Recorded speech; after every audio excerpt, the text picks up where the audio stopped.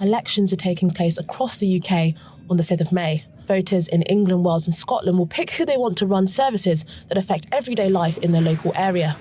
The results are likely to reflect how people feel about Boris Johnson, the Partygate scandal, how COVID has been handled and the rising cost of living. But what about the culture wars? From the Black Lives Matter protests of 2020 to heated debates about transgender rights, the last few years has seen conflicts over race, gender and identity become potent focal points of political contestation. My question is it transphobic to say only women have a cervix? I wouldn't say that. I wouldn't say that. But to what extent does the culture wars impact the way the public votes?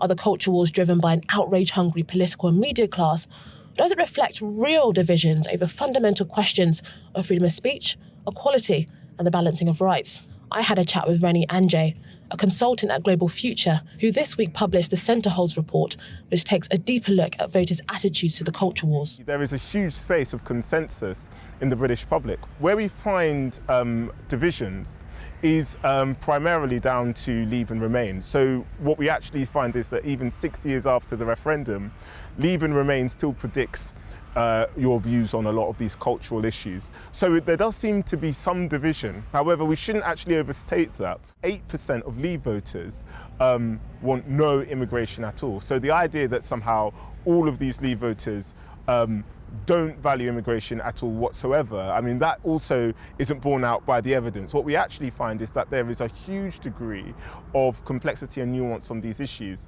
And that is important because actually many of the stereotypes that we have in the culture wars, whether it's gammons who are sort of right-wing gammons on one side, who, you know, are in denial about racism and think that the British Empire was all fantastic, or whether it's sort of this sort of hyper-liberal woke snowflake Remainer, both of those aren't true. And actually I think one of the most important things that we find in our research is that these stereotypes, these narratives that are used on left and right actually only serve to divide. The gender issue is quite interesting. Consistently, a third of people in our polling say they don't know or they're unsure. On questions of gender and sex, the point about a significant proportion of the public just not knowing what they think about this issue is a pertinent one. I sat down with a woman who is trying to change this and raise this issue to the top of the political agenda. I'm Maya Forstatter, I'm the Executive Director of Sex Matters, and together with two women's organisations we started a campaign for this local election called Respect My Sex, If You Want My Ex. And it's a single issue campaign around women's sex-based rights and the definition of woman. And why did you want to start that campaign? Why did you women feel that this was an issue that you really wanted to campaign on? Well, so many politicians were tying themselves in knots. They couldn't answer the question, what is woman, or does a woman have a penis? And, you know, if you can't answer that question, then you can't protect women's rights when it comes to sports, when it comes to single-sex services, when it comes to collecting data, and when it comes to understanding women's needs. And what about race and racism? Debates over statues and history, whether and how to teach about racism in schools, and to what extent racism is still a significant problem in today's Britain, has never been too far away from the headlines. Few cases better exemplify this than in Brighton, where the council's anti-racism strategy sparked a counter-movement of local activists and parents worried about its potential consequences. I spoke to Adrian Hart, a key figure in this counter-movement.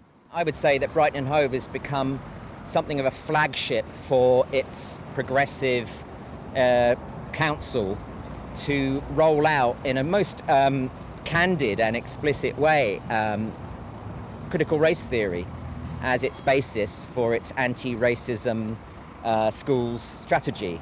This stuff has a bit of a nerve to call itself anti-racism. It's racializing kids, it's divisive, it's inferring that white kids should feel guilty and that their black friends are the victims of a society that is out to get them. And that is what was constructed for Brighton. There was a big document.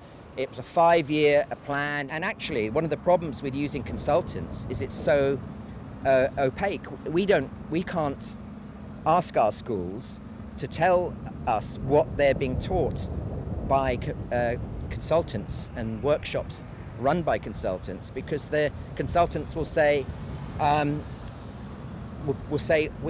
we have copyright And I just hope that when we have our local elections next year, there'll be a lot of people who will vote simply because, and it's not just on the anti-racism stuff, this council acts like a sort of magisterium of woke thinking, and the average citizen of Brighton is sick of it.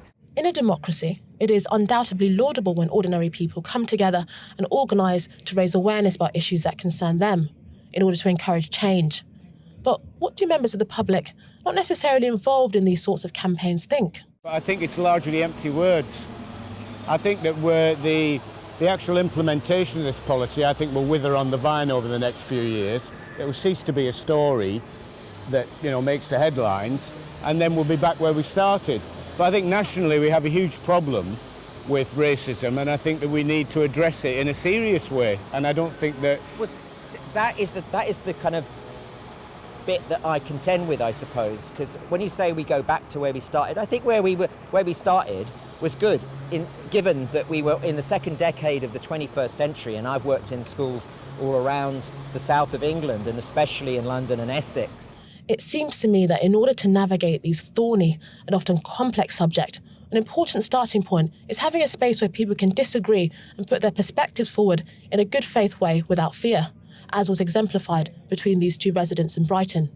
Whether we like it or not, the culture wars are here, and politicians would be best to engage with and provide solutions to people's concerns rather than avoiding these difficult questions. Welcome to the GB News YouTube channel. You can watch us live 24 hours a day, catch up on your favourite shows, and join in the conversation in the comments below. Don't forget to subscribe and you'll never miss any of our exclusive content.